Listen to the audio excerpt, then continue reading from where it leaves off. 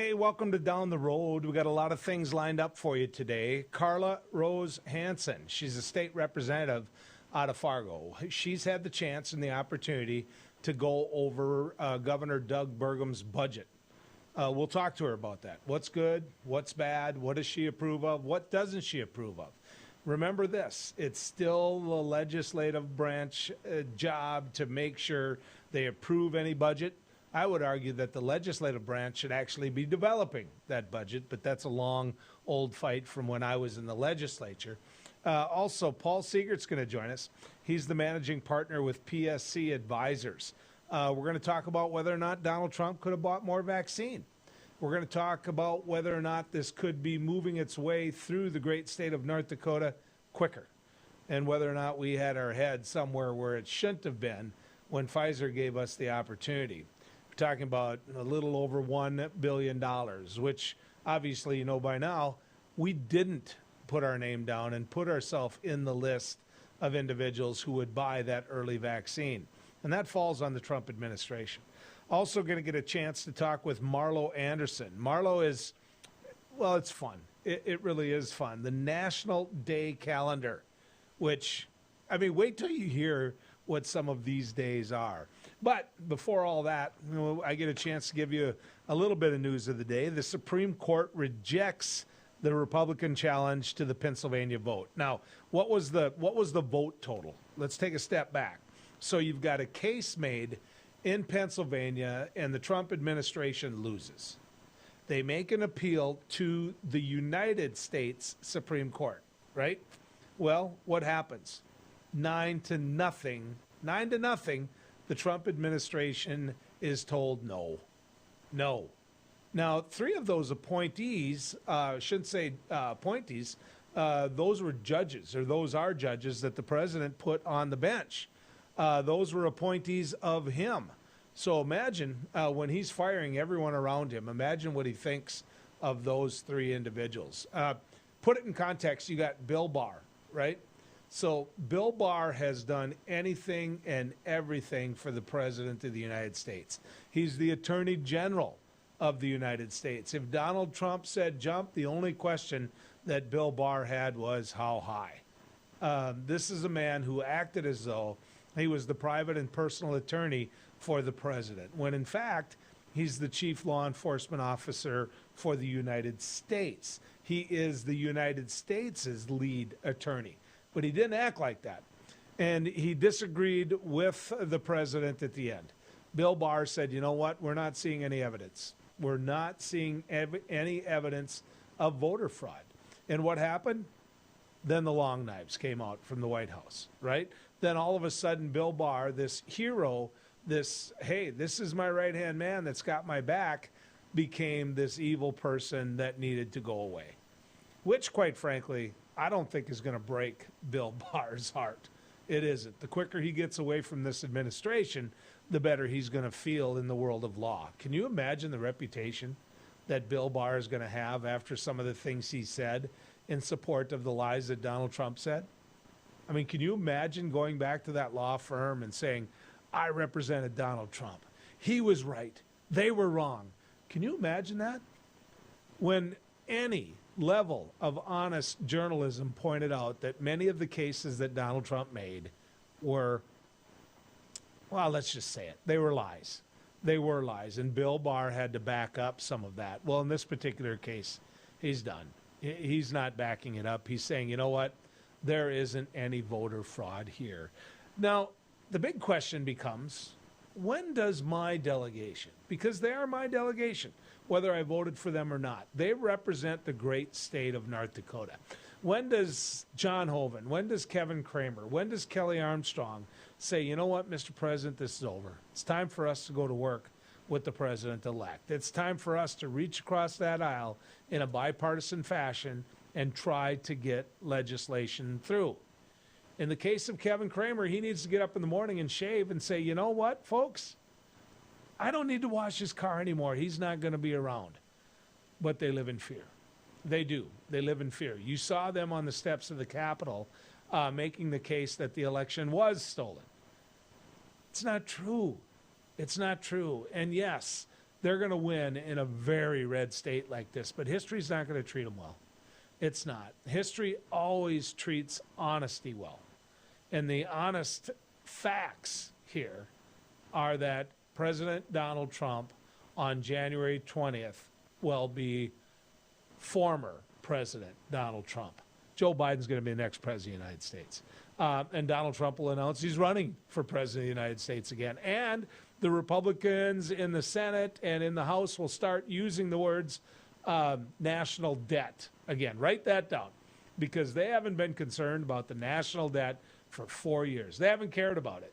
They spent money like a bunch of sailors on leave. But now you've got a Democratic president, and they're going to mention the words national debt every chance that Mitch McConnell can.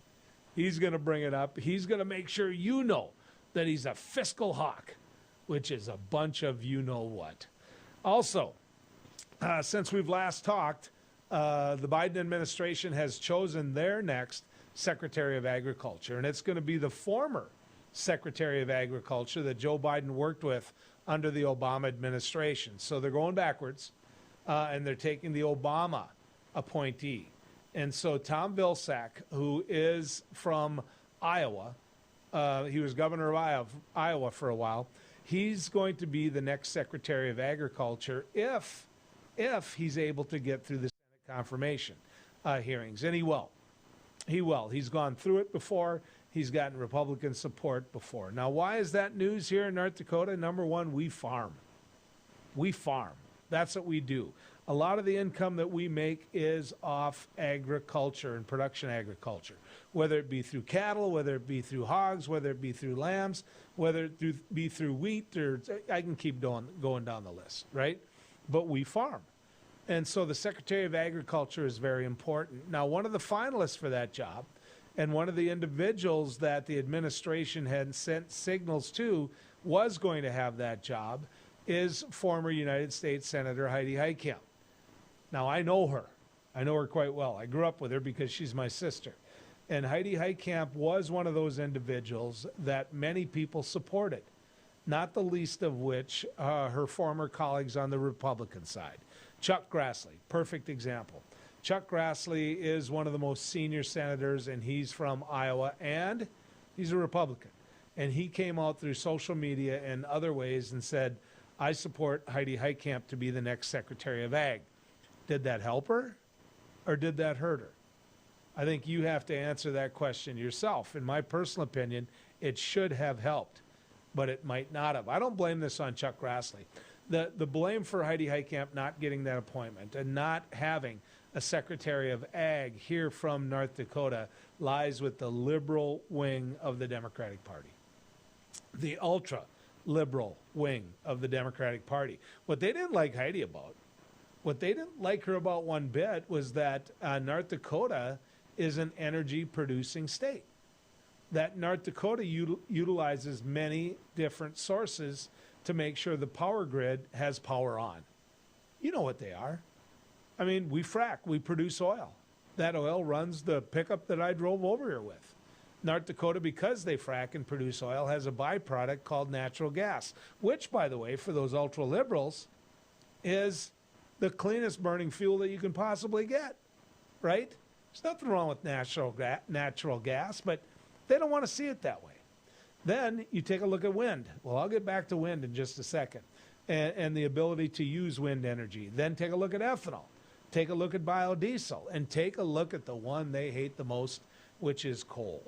The Great Plains Gasification Plant has looked at ways to burn coal cleaner for years. Heidi was on that board. They don't like the fact that she was on a board that was working towards cleaner burning coal. They don't like coal. And they're going to do anything possible to destroy that industry. And here's the thing. Coal is going to phase out. For all of our listeners and all of our viewers that are in the coal industry here in North Dakota, it's a dying industry. It is. But there's no answers to it when it comes to what's going to pick up its spot on the power grid. Now, coal plants are being shut down. I get it. I understand it. They don't make decisions based off any one president. They make decisions based on where they think the power grid is going to be 10, 20 years from now. Because these plants that they build have to last 50 years from now.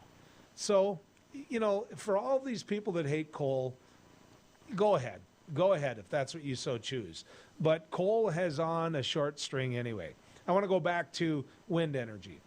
In northern Minnesota, they mine copper, but they won't let them mine copper. They hate the fact that the liberals do, that they want to mine copper, okay? Here's the thing. They love wind energy. You know what moves the electricity from those wind towers? You know, copper. They absolutely love electric cars, right? They want everyone to be running an electric car. Do you know what powers those electric cars? Batteries. A lot of it is copper, okay? So, yeah, Heidi might have gotten beat up by the Biden administration for supporting energy, but she's right. And the Biden administration played to that far left. They did. When they could have made a good choice and put a woman in as Secretary of Agriculture from an ag-producing state who understands agriculture and changed the face of agriculture from a face that had held it up for 8 years, it missed the opportunity because I think the Biden administration was afraid of that far left wing. And that's disappointing. That's disappointing. But because I always thought that Joe Biden was going to govern from the center. I hope he does. Now, it's my job to make sure in any way I can, whether it's through media or as a person that's out there and gets a chance to speak to a lot of folks face to face, to support Tom Vilsack, because we do farm here. And if we want to succeed, we need Tom Vilsack to succeed. As disappointed as I may be that he's about to be the next Secretary of Agriculture. We'll be back with Carla Rose Hansen right after this. Howdy, folks. It's a Caroline Cafe. I reckon it's time you're due for a hearty meal. So saddle up for the day with one of our Hay Bussin' breakfast homemade soups. Fill your grill at a salad bar. Sink your teeth into our famous Caroline burger and barbecue ribs. Top it off with spoon-rattling pie with a cum roll that's sure to put a smile on even the toughest outlaws. Shake the dirt off the boots each night and warm up with the gang. Tell them about it, Stacy. I can't wait to see you at the county line. Capital City Restaurant Supply is your one-stop shop for quality restaurant products for the large to small kitchens. Commercial-grade restaurant and bar supplies, limb game processing equipment, refrigeration, dinnerware, and smallware. We sell everything including the kitchen sink from trusted manufacturers for the chef in all of us. Open to the public since 1971, we are veteran-owned and North Dakota proud. Let us take care of your restaurant and home kitchen needs today by visiting us at 1414 Interstate Loop in Bismarck or on the web at capitalcityrestaurantsupply.com. Beck Communications is honored to be recently recognized with 3 Broadband Now awards. Beck Communications Cooperative was awarded in the categories of Top Internet Speeds Nationwide, Top 3 Fastest Internet Providers in North Dakota, and North Dakota's #1 Fastest Fiber Provider. It's only through the support of our members and customers that Beck Fiber delivers award-winning speeds and service. Thank you, Beck Communications Cooperative members and customers, for your years of continued support. Introducing Accord Comfort Sleep Systems, a better way to sleep. We offer you 5 different models to give you the perfect choice of support and body comfort. Every model begins with our exclusive Accord Comfort Reflex Layer. This ensures proper spinal alignment and a deep down body relief. Our 8-inch Whisper Breeze provides a medium firm feel, and our 10-inch Gentle Night model has a quilted top, giving you a medium plush comfort. Both use Outlast fabric on the top of your mattress, ensuring that your body temperature is not too hot and not too cold. Our Copper Rest Sleep Series is our premier mattress, offering your choice of firm, plush, and luxury plush. Every model uses copper-infused gel latex and provides all the health benefits of copper. Accord Comfort mattresses are handcrafted in the USA and come with a 60-night sleep guarantee. You're going to love sleeping with us. Order today exclusively at AccordSleep.com or Tom's Home Furnishings in beautiful downtown Harvey. Is your business phone system outdated and expensive to maintain? Most large VoIP companies leave you on hold or struggling through online support and training for your employees. With Beck Connect, you always have fast, friendly, local support. Familiar faces with the know-how to keep you connected. Take advantage of the newest technology in voice calling, video conferencing, and virtual meeting rooms. Beck Connect gives you all the features you need with no upfront investment and no obsolete hardware or software ever again. Simplify your communications. Choose local. Choose Beck Connect.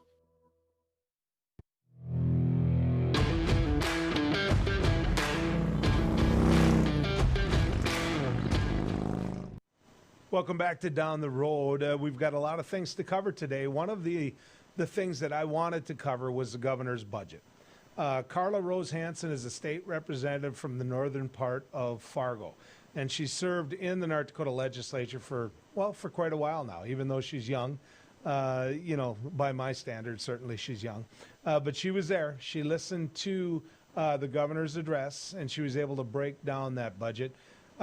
Representative Rose Hansen, good to have you on Down the Road. Thanks for having me, Joel. We've known each other for a long time, so I'm just going to call you Carla so I don't goof that Yes, up again. please. Please Is that do. fair? Absolutely. What was the first thing that jumped out at you with the governor's budget? So I would really put the governor's budget into three categories of things. I would say that number one, there was a lot to like in the governor's budget. There were several things that were appealing to our caucus as Dem MPL legislators. The second category would be things that raised a little bit of concern to us. And the third category was just things that were outright missing. So what things that we would have liked to see to support working families specifically. Well, let's talk about that. What were the things that you liked? What were the things that jumped out at you and you said, oh, this Jeff Delzer that he tried to kick out of the legislature is not going to like this? Of course, most of North Dakota knows that story. But what were the things that jumped out at you and said, whoa, I'm glad that's in there? Absolutely. So the first thing that I liked was the fact that the state employees would get a 2% raise each year of the 2-year biennium under the governor's proposal. We really need to make sure that our public employees have competitive compensation so that we can compete with the private sector and attract and retain good talent in those positions because they do important jobs. They provide important services for us as the public. Another thing I was really happy to see is the governor's proposal to use earnings from the Legacy Fund for infrastructure. We have a lot of needs related to roads and bridges and water projects in our state. And there was actually an idea from Democratic legislators this past summer to use earnings from the Legacy Fund for bonding for infrastructure projects. So as Democrats, we're very happy Carla, to see kind of a repackaging Carla, of that idea. I'm going to jump in, Carla, because I think we have an audio problem. So Okay. I'm gonna bring that in, whether or not it's on my end or not. So the boys that I work with can kind of clip on that. So what you're saying is the Legacy Fund, is that where we're talking about bonding, or what are we talking about, Carla? Yeah, that's right. Earnings from the Legacy Fund would be used for infrastructure projects. Yes. Okay. Okay. So we've been talking about bonding for years. We've been talking about low interest rates, and we knew we had infrastructure needs, and trying to say, you know what, you borrow money against your house, and you know it's a good investment, and so that had to be a big win for your caucus, Carla. Yeah, we were very happy to see that. Over the years when times were good in North Dakota, we used a lot of cash to pay for these major projects. And it just makes sense right now to leverage bonding as a tool right now. Okay. So 2 and 2, I want to go back to that because in my days in the legislature, the 14 years, that I served, oftentimes we had to fight for any raise for public employees. And of course, oil revenue's down. We know that. And we're through a pandemic year. So how much pushback do you think he's going to get against the public employees on that 2 and 2 from the conservative side of the aisle? Well, I think we always see some pushback against any government spending from certain segments of especially the House. But I think a lot of us have seen how hard our public employees have worked this past year to really adjust on the fly, during the pandemic, having to reconfigure how different public services are offered in different ways, and especially our public health team and our behavioral health services as well, because that's increasing need across the state as well. So we know that these people have worked hard over the past year, and we need to compete in order to keep them in their jobs with, competing against the private sector. I want to go to the second thing that you mentioned in the budget, which is concerns, that you had some concerns about some of them, some of the issues. What issues? Yeah, the two things that really jumped out at me as being potential concerns would be the Medicaid reimbursement rates and our higher ed budget. So right now, the governor is proposing cuts to the reimbursement rates that hospitals get, and this is payments to the providers. This isn't about the benefits to the people. But we know that Medicaid expansion has really been a key tool to keeping our rural health, rural hospitals open over the past several years. Without that program, a lot of our rural hospitals would have closed. And so it is a little concerning to our rural hospitals as well as our urban hospitals about the reimbursement rates potentially being cut under the governor's proposal, especially now when they're working harder than ever during the pandemic. And then the second concern I have is higher ed.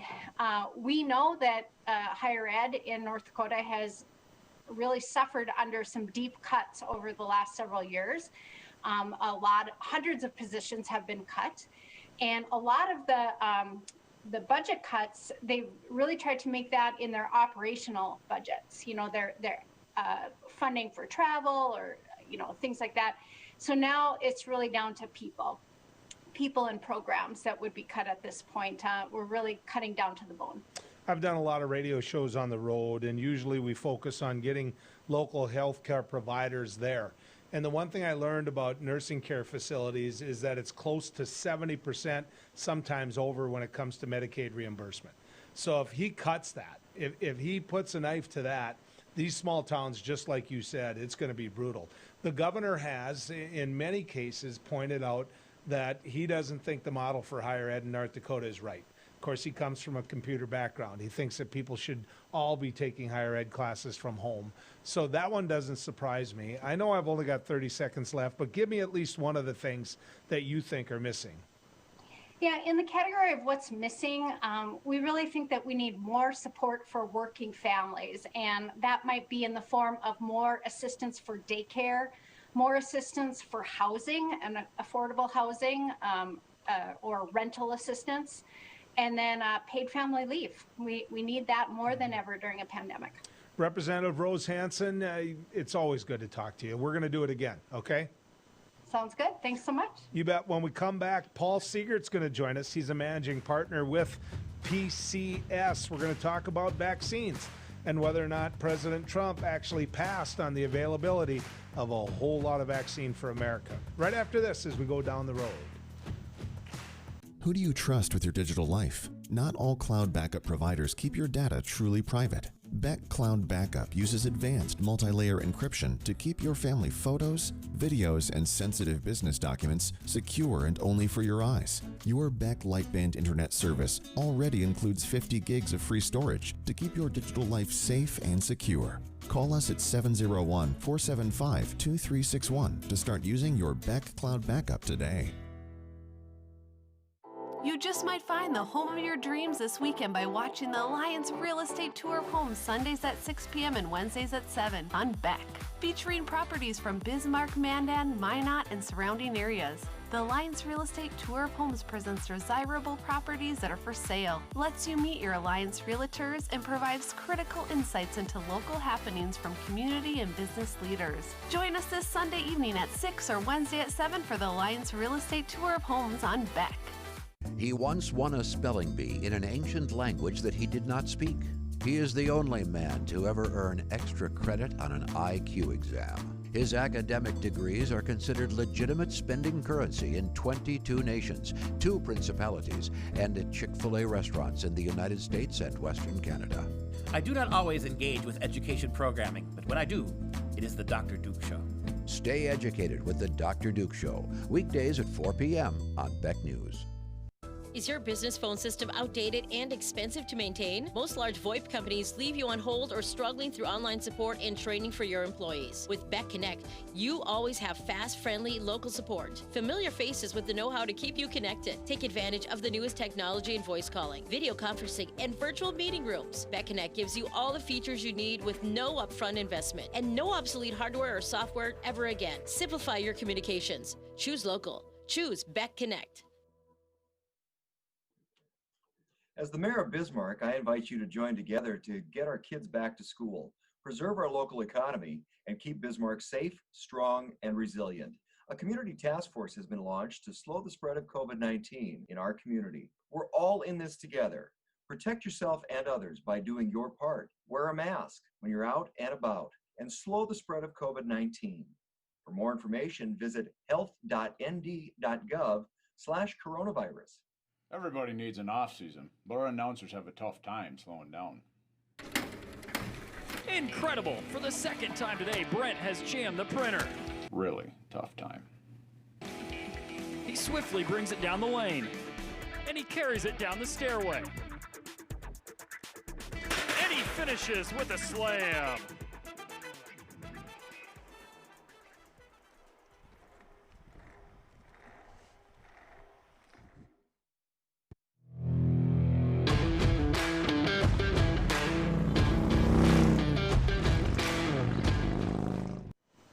Good to have you back here going down the road with us. Paul Siegert's our guest now. We're going to get a chance to visit with the managing partner of PCS Advisors. I want to talk to him a little bit about whether or not President Trump passed on buying those vaccine doses. But first, I want to make sure Paul gets a chance to tell you about PCS Advisors. Paul, welcome to Down the Road. Thanks for having me. We're a firm that works with employers, helping them control healthcare costs. I used to work for a national insurer. Actually, I was a Russian intelligence analyst in my first career. And so I've had two of the most exciting jobs a human can have. And I got out of working for an insurer and started to work for the consumer because I found out we had a really great business model for the insurer, not as much for the consumer. So it's been fun to do that for the last 10 or so years. Are you sure you picked the right time to do that? I mean, we're in the middle of a pandemic. Are you comfortable with the fact that you made the right career choice? Well, I'll tell you what, but they need us more now than ever. Costs are out of control. And what we're seeing with the pandemic is really just an example of that. Yeah, well, you're spot on about that. One of the questions, obviously, I have for you is, and it's making all sorts of news nationally, is whether or not when Pfizer made the offer to the U.S. that, hey, if you contract, if you commit to this, if we can make sure that we've got some money coming in, we'll make sure you have the vaccine before everybody else. Did Donald Trump drop the ball here? Well, we did pre-buy 100 million doses with the option to buy 500 more. And then it was reported here recently that we missed an opportunity to lock in another 100 million doses this summer. And that, in fact, and that was initially denied, but it's been corroborated by enough sources now that I think it's accepted as fact. And in addition to that, one of the board members for Pfizer came out, who was a former FDA, a high-level person at the FDA, came out and said that they asked multiple times of the administration, did they want to pre-buy another 100 million doses that would be allocated for the second quarter or not? And at that time, they also provided additional research showing that the vaccine was tracking to get to be effective. So in retrospect, I think it is a mistake that we did not lock those in, although it's not as dire as it might be. We expect we'll have 5 in production by February, 5 different vaccines. So how much did we decide it wasn't worth to send that money on to Pfizer? Because I'm assuming what they were looking for was the type of seed money that would cover the expenses they had. And as you pointed out, there was already evidence that the vaccine was going to work. So what I'm curious about is how much would have it cost us to pick up that bar tab? Right. Yeah, they're going to cost about the same as a flu vaccine, about $40. And so we're watching one of the biggest arms races so to speak, that we've seen in our lifetime as far as pharma goes, big pharma. You've got all of these companies racing to get these vaccines completed because we're talking about vaccination on a scale we've never done before. 70% of the population globally of 8 billion people times $40 is what's at play. Huge. It's a huge, huge pot of money. So the amount of money that it would have cost us to do this, though, I mean, when you compare and contrast that to the money that we're looking at in the PPP bill that we've shipped out to local states, I mean, this is peanuts. What we would have spent here versus what we're even talking about in this debate between McConnell and Pelosi. I mean, Paul, this is next to nothing. Why wouldn't we buy at least that insurance, for lack of a better way of putting it? Right. I think it was part of their normal negotiation, or maybe a little bit of unorthodox negotiation that we've seen, and they expected some of these others would come through more quickly. We will have the Moderna's vaccine likely will be right on the heels of Pfizer's, and then AstraZeneca's is already right on the heels of that. It'll get approved more quickly overseas than here. Their trials were slowed down here a bit, and then a couple more after that. Now, just today, additional news there: three countries have approved this vaccine ahead of us, and when you compare the pre-buys that have been made, the European Union's pre-bought 1.65 billion doses. I mean, they're way out front on pre-buying supply, you could say. Well, okay, going back to what I'm getting at, the expense versus the gain. You've already got a signal that it's working. Then you decide, you know what, I'm not going to pre-buy, which makes me wonder who's got stock in what. I'm sorry. That's maybe the conspiracy theory in me. But you're sitting there comparing how Europe already is way ahead of us in terms of pre-buying, and so they're going to get that vaccine earlier. So, you know, in terms of every day that we're sitting here in this pandemic, I'm wondering how much money we're losing in the economy. If I'm running a small bar, if I'm running a restaurant, and I'm sitting there and I'm shut down for months on end, which much of the country is now, I mean, all I want to do is crank up my business. And I don't know if you can put a dollar amount to that, Paul. I mean, this seems like the cheapest insurance that we as a country could have bought. I totally agree. Better to have more than you need than not enough. And what we hear now from Pfizer is that they may not be able to provide additional doses to Americans until June. So now we're in the position where we'll be relying on other manufacturers that are yet to be approved but close to fill the gap. Yeah.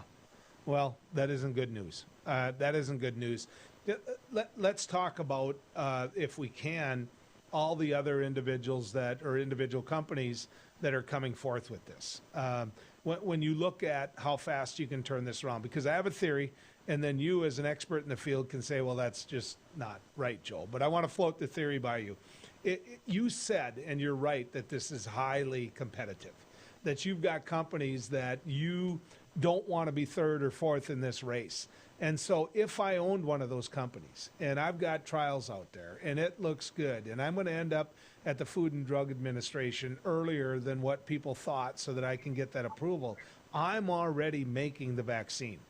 Because if I'm not making the vaccine and my competitor says, we just got approval and we've got the vaccine ready, I'm the loser. I mean, I'm the loser as far as that drug company has. So my assumption, Paul, is that there's a lot of vaccine already made and just waiting to be distributed. True or not? True. Absolutely. They've tested the supply chain. In the U.S., they've contracted with McKesson to do that, to run that distribution, with the exception of Pfizer. They're running their own supply chain, in part because it's so difficult it requires such cold temperatures to store this particular vaccine. It's South Pole temperatures. And so they've developed special cases for it. They've contracted up some of the airliners that we're not using because of the lockdowns and what you pointed to earlier in terms of our shutdown. They're going to be flying vaccines around. So there's millions of doses already on shelves. So I have one more theory. And Paul's sitting there going, really? I mean, you're a former state senator and a radio talk show host out of North Dakota. But I have one more theory. I call it my kids in the car theory, right? So I'm driving my 2 girls back when they were young. And they're, when are we going to get there? When are we going to get there? You know, how long is it, Dad? How far? That kind of question. And so you look at the clock and you say, we will be there by 10 o'clock. When you know you're going to be there by 9:30. But it's a way to shut them up. It's a way to get them to the point where they're looking at that clock, and instead of anticipating, they know. And then if you get there early, they're not going to complain. They're going to be happy. They can care less whether or not you might have fibbed in the beginning. Are we looking at that when it comes to people being vaccinated? Everybody's talking about, well, it'll be late spring, summer, it could be by the 4th of July. Is that just buying insurance? Are we going to be vaccinated, by March, for example? I don't think we will. Here's why. So we have 40 million doses that we expect we'll get in the U.S. from Pfizer and Moderna. The others won't be approved in time to affect this year. And the ACIP, which is the organization that informs the CDC as to who should get vaccinated in what order, has said we would start with healthcare workers, frontline healthcare workers. We have 21 million healthcare workers, and it takes 2 doses per person. We're going to have 40 million by the end of the year. So we won't quite have enough for frontline healthcare workers by the end of 2020. We'll get into 2021. Next in line will be 3 million people in skilled nursing facilities, rest homes, that kind of thing, plus the remaining healthcare workers. That's another 4 million. So we would need 8 million doses for that we don't yet have, and it will be ramping up production. So it's likely summer before people that are not in these high-risk groups or priority groups are up for vaccination. It'll go in that order of healthcare, elderly in-care facilities, frontline workers. These would be law enforcement folks, teachers, food workers, people in the food industry, and on down to those with underlying health conditions, elderly that are in generally good health, and then the rest of us. And I'm very fearful of how you're going to keep people held down or calmed down, for that long. I really am. When the vaccine starts going out and people know the ambulance driver in Steele, North Dakota, that's already been vaccinated, and they say, look, so many of our neighbors have this, and so, it's out there. Let's just go about living our life. I think that last couple months then are going to be wild. I think people are going to take off their mask and go about living their life and play a little slow pitch softball, Paul, but I'm afraid of that. I'm curious what your thoughts are. I agree. I think we're already seeing it. I've had the need to travel throughout the pandemic, and it's being handled differently in different areas. People are generally tired. Yeah. We've been through a lot already. This is it's not going to be a quick race to the finish here. Yeah. Paul Siegert, thank you, sir. I wish my theory was true, and I wish you would have said it's true, but I'll trust you. So thanks for coming down the road with us. I appreciate it. Thanks for having me. When we come back, we're going to get a chance to visit with Marlo Anderson. Marlo is the founder of the National Day Calendar. It's interesting. Stick around. More coming your way here as we go down the road. Bismarck Central, 4800. 4800, go ahead. Requesting social services on-call team. Stand by. 4800 social services requesting additional information. You can advise social services that we have an 18-month-old female who was in a residence with a mother, now being transported to medical care for overdose.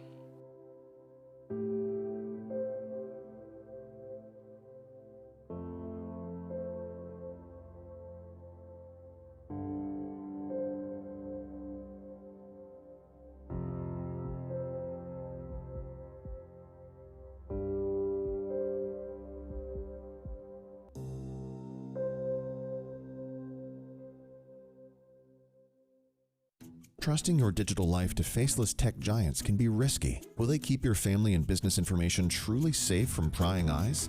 If you subscribe to local Beck Lightband internet service, you already have Beck Cloud Backup. Beck Cloud Backup is the safest, most private cloud storage for all your family memories, schoolwork, and business documents. call 701-475-2361 to start using your free space on Beck Cloud Backup today.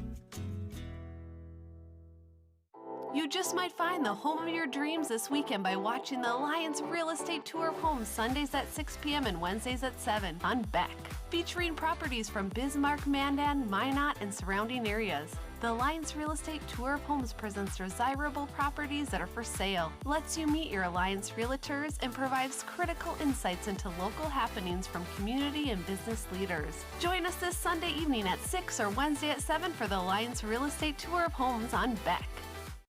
Today's households have more digital devices than ever before. More links to family, business, education, and entertainment. Beck Communications spent over 10 years building North Dakota's fastest fiber optic internet service. Beck Lightband Internet, outpacing speeds in large cities nationwide. Lightband Internet handles all your digital needs without throttling your connection to the world. Beck Communications, valuable digital connections in rural North Dakota. Howdy, folks. It's the County Line Cafe. I reckon it's time you're due for a hearty meal. So saddle up for the day with one of our Hey Bussin' breakfast homemade soups. Fill your grill at our salad bar. Sink your teeth into our famous County Line burger and barbecue ribs. Top it off with spur rattling pie with a combo roll that's sure to put a smile on even the toughest outlaws. Shake the dirt off the boots each night and warm up with the gang. Tell them about it, Stacy. I can't wait to see you at the county line.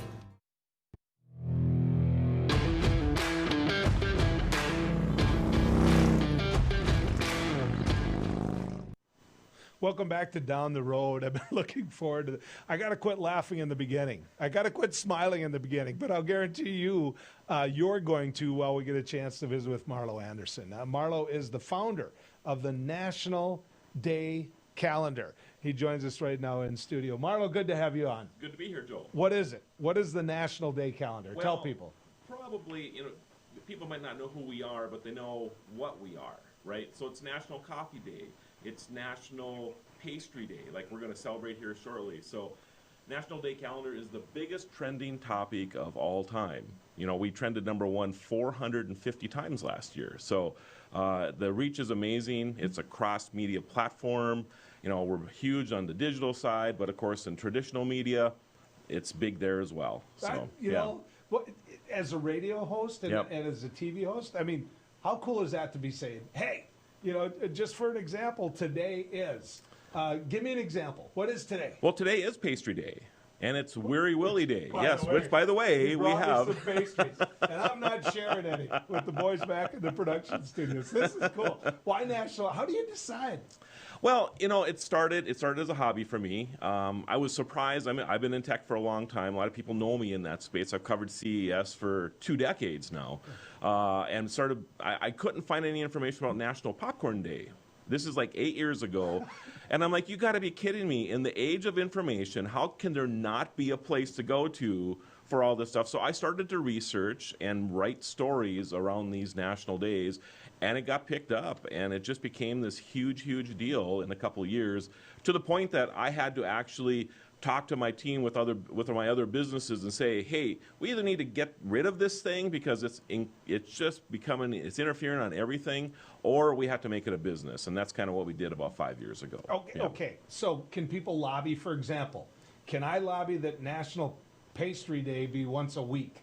I mean, somebody who loves and eats too many Yes. So it's a once-a-year thing. Okay. We have about 20,000 requests for new national days every year, and just a handful of those get approved. Who decides? We have a committee of 4 people. This is what they do. They go through all these submissions and decide.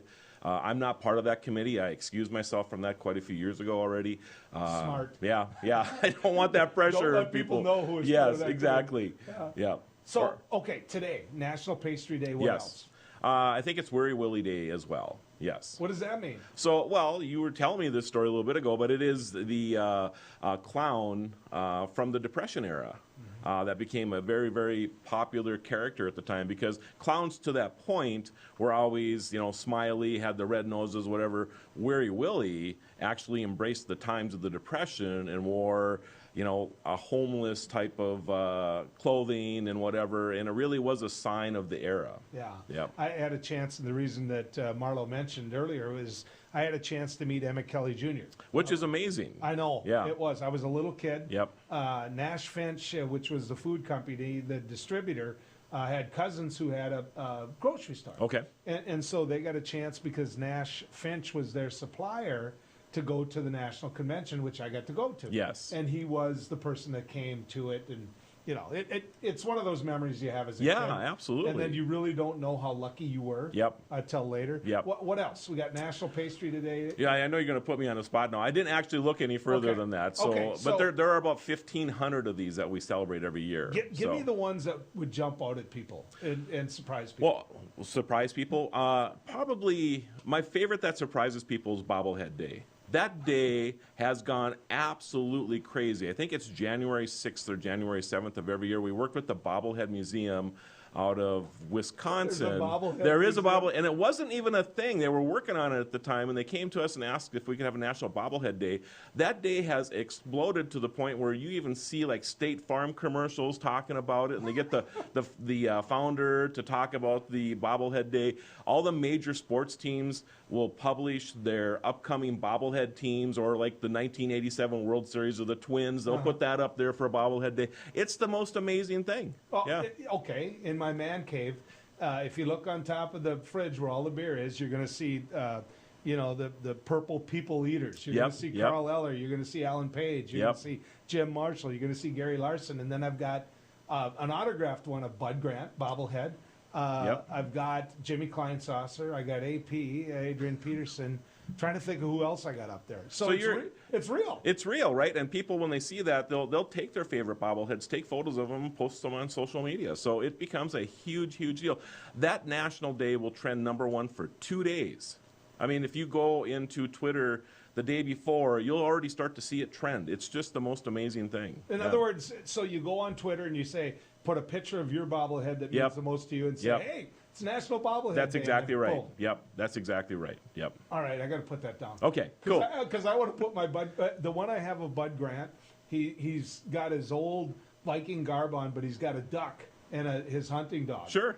it's just. And these teams love it too. I mean, if you do something like that, I would tag the Vikings on that too, because you never. And that's the cool thing about this. It almost starts to get interaction from these people that you wouldn't normally interact with, because they're all celebrating Bobblehead Day or Coffee Day or Pizza Day or Coffee whatever Day? it is. Coffee Day is huge. That's been around for a long time. Probably the most endearing one to me is it's the Red Cross. Well, and of course I can't remember it right now. Oh, come on. Well, that's think about it. ridiculous. I'm asking you to think of everything. Yeah. But okay, pizza. Oh, Donut Day. Well, So crazy, right? So Donut Day started during World War I, and our Salvation Army would give donuts to our soldiers when they were returning, and that tradition has continued to today. So the donut shops across the country give away a free donut to everybody who walks in the place that morning. It's a cool thing. So hello. yeah, it's really cool. Yeah. So okay, say something's really interesting in my life. I search through your calendar. Yep. I find it. Yep. How many times do you see people just enjoy it in terms of sharing on social media, in terms of calling you and saying, look, you got to hop on quick because I want you to tell everybody it's this day. So it's a very time-consuming thing. In fact, we've even got to the point where we push media requests to just Fridays, because we can't handle, unless it's something pretty special, because we have hundreds of requests all the time. For that, and appearances as well. Of course, this year I canceled over 200 appearances because of COVID. But that broke some people's hearts. Oh yeah, but the thing is that we're starting to look forward. We're going to be doing a thing in Kingman, Arizona for National Road Trip Day, which is a Memorial Day, and we're designating Route 66 as the official destination for Road Trip Day this year. So we're. You go in my man cave. I got Route 66 sign up. I should have my socks on today, actually. Yeah, it's fantastic. You know, so we're looking forward to getting back out to celebrating with people. Okay, is it certain age groups love certain things? For example, Of course. Yep. I mean, is there something to do like for the folks in the nursing home that hey, it's this day, you know, to get the residents kind of pumped up? I think it's kind of universal across. You know, like Donut Day is pretty universal. We have a very significant following in our schools across the country. One of my favorite things to do is many schools actually do the announcements in the morning, right? Yeah. So when I'm in an area, I get a request all the time to come in and do the school announcements, and then I'm actually able to say I'm here because of National Pastry Day or whatever, and celebrate with the kids there. So it is really universal. But there are some things like Bobblehead Day. You know, a lot of people might not have bobbleheads and could care less about that, but there is a huge segment of the population that does. Okay, So, yeah. we got less than a minute to Okay. go, but you were willing to give me your time. I want to make sure people know how to get it. I mean, Oh, yeah. how do people get this and make sure that this, because I'm not giving it back. I'm going to put this, and you know where I'm going to put it? Just draw this image Sure. in your head. I'm putting it in my bathroom. So every day when I shave, I can go over and look and say, as the talk shows, hey, guess what I saw today? That is funny. Yeah. So, well, of course, nationaldaycalendar.com. You can pick them up there. If you want the printed calendars, they're available in almost every mall in the country. You know, if you go to the calendar kiosk in the mall, you'll have these available there as well. But if you want to support us directly, go to nationaldaycalendar.com and get one for yourself. Oh, God. So, That just yep. sounds like fun. Yeah. Talk about a great gift. It really is. Going into really Christmas. is. We have a lot of people get them. All right. Thank you. Yeah, Thanks for your thanks, time. John. It's this great. is too much fun. All right. When we come back, a couple comments, if we can, about what we talked about with, the Secretary of Agriculture. Also want to get a chance to visit with you about some comments in relation to vaccines, because what I heard today didn't exactly make me jump up and down in terms of the timing. So stick around. More coming your way as we go down the road. Beck Lightband Internet is the fastest internet service in North Dakota, outpacing speeds in the largest cities nationwide. Beck Communications planned and built Lightband Internet to bring you a superior, more valuable customer experience. We connect you to family, business, education, and entertainment without restrictions or speed limits. Beck Lightband Internet handles all your digital needs without throttling your connection to the world. Beck Communications, valuable digital connections in rural North Dakota. He once won a spelling bee in an ancient language that he did not speak. He is the only man to ever earn extra credit on an IQ exam. His academic degrees are considered legitimate spending currency in 22 nations, 2 principalities, and at Chick-fil-A restaurants in the United States and Western Canada. I do not always engage with education programming, but when I do, it is the Dr. Duke Show. Stay educated with the Dr. Duke Show, weekdays at 4 p.m. on Beck News. Introducing Accord Comfort Sleep Systems, a better way to sleep. We offer you 5 different models to give you the perfect choice of support and body comfort. Every model begins with our exclusive Accord Comfort Reflex Layer. This ensures proper spinal alignment and a deep down body relief. Our 8-inch Whisper Breeze provides a medium firm feel, and our 10-inch Gentle Night model has a quilted top, giving you a medium plush comfort.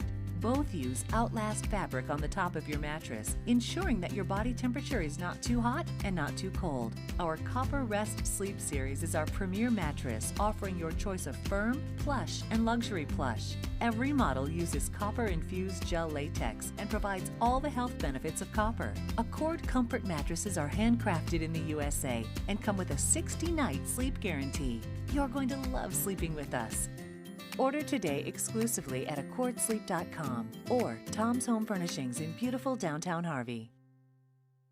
Capital City Restaurant Supply is your one-stop shop for quality restaurant products for the large to small kitchens. Commercial-grade restaurant and bar supplies, limb game processing equipment, refrigeration, dinnerware, and smallware. We sell everything including the kitchen sink from trusted manufacturers for the chef and all of us.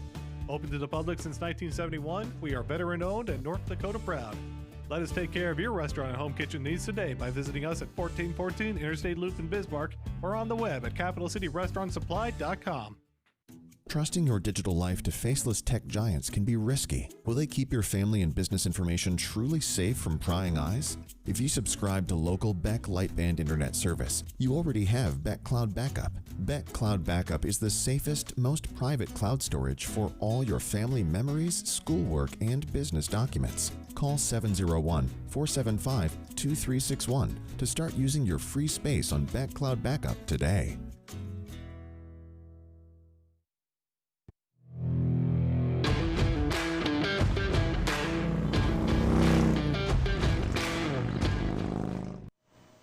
Welcome back to Down the Road as we finish up our drive. You know, it wasn't a win. It was not a win for us in North Dakota, but yet somewhat of a win in the fact that Tom Vilsack got the job because he understands production agriculture. He was governor of Iowa. They raise a lot of the things in Iowa that we raise here. That being said, I still think it was a step backwards. I do. I still think it was a step backwards. If you look at one of the things that was disputed the most in the Trump administration was the agreements that we made with China during the Obama administration. So here we go back, right? We go back without a new, fresh perspective of what to do. Tom Vilsack believes that what he did completely in the Obama administration was right. Well, maybe it was, maybe it wasn't. I can tell you this, during the Trump administration, we ended up with tariffs because of it. Now, who was right? Again, I don't know. What I do know is this. There's going to be nobody new in the room to discuss it. And that's the mistake that I think that Joe Biden and Kamala Harris made. That's the mistake. I think that they had a chance here to bring someone new in. If not Heidi, Colin Peterson, for example. District 7 congressman. He got beat. He's done. But Colin Peterson, a Democrat, which would have fit their bill, could have come in and said, hey, you know, I work across both sides of the aisle here. I can make this thing work, as does Heidi. But they didn't do that. They didn't do that. They went backwards, and they decided to play it safe. And in the end, I think it's going to bite them. I think it's going to bite them in the keister. Now, one other thing I wanted to comment on was the expense that we have in the PPP program and what we're debating now. We're talking about trillion. We're using it with a T, right? We're not talking about 1.8 billion. The amount of money that we would have had to roll the dice on to ask Pfizer, not ask Pfizer, to make sure we bought more vaccine was minuscule compared to what it's costing us as a country if we don't. It was a mistake. It was a big time mistake. And not just a mistake in cost and money and the economy. It was a mistake in lives. And so I hope we all take a step back. Joe Biden may have ticked me off on his appointment, but Donald Trump really ticked me off.